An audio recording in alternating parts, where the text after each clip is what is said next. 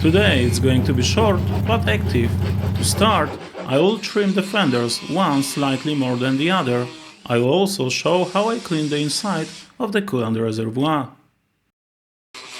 I was hesitant to use the angle grinder because it's less precise.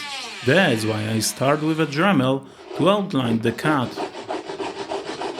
It's too weak to finish the job, and it would take ages, so I complete it manually with a small metal saw.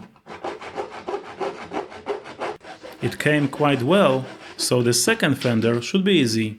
This was meant to be just a warm-up, but my plan for this motorcycle tail is slightly different, so I continue cutting. I'm transferring plastics from the second motorcycle onto the first, which allows me to see exactly how the exhaust might look under the tail. I bought an exhaust from a Kawasaki Z1000, which I positioned preliminary under the tail to check if I could fit it there.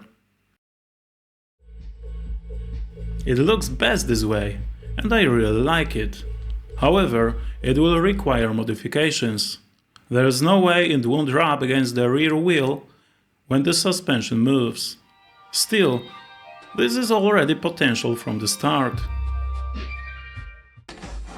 After marking the line on the second motorcycle's fender with the Dremel, I continue cutting manually.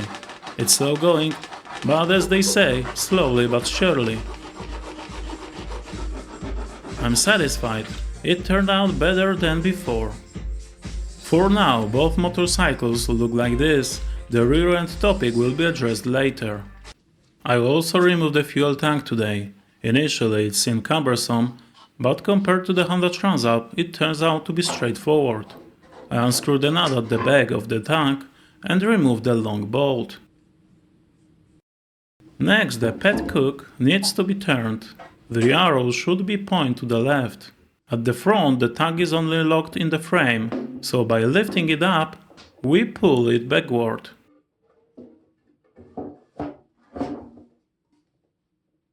Then I disconnect the fuel gauge connector and the hose supplying fuel to the tank.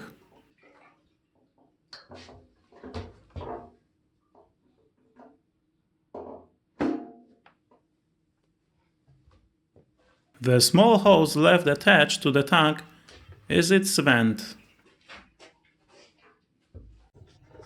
The last thing I will do today is remove and clean the coolant reservoir. It's held by a single screw and connected to two rubber hoses. There's a lot of sediment at the bottom, so cleaning won't be easy, but it's doable. It just requires some chemicals and patience. Since I'm doing this for the first time, you probably have other methods. Share them in the comments. First, I rinse it externally as a preliminary wash. Next, I use a cleaning milk. Earlier I added dish soap and a bit of laundry powder. Now I pour in boiling water, also using it to rinse the outside.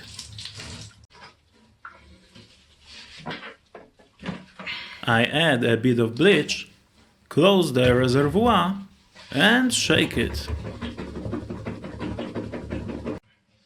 Inside I clean with a wrench wrapped in a piece of cloth because I didn't have a small brush. You could also use an old toothbrush to reach all the corners. I refill it with boiling water and continue cleaning inside. If the interior isn't fully cleaned the first time, it's worth repeating the process. I still need to clean the exterior, and then I should be satisfied.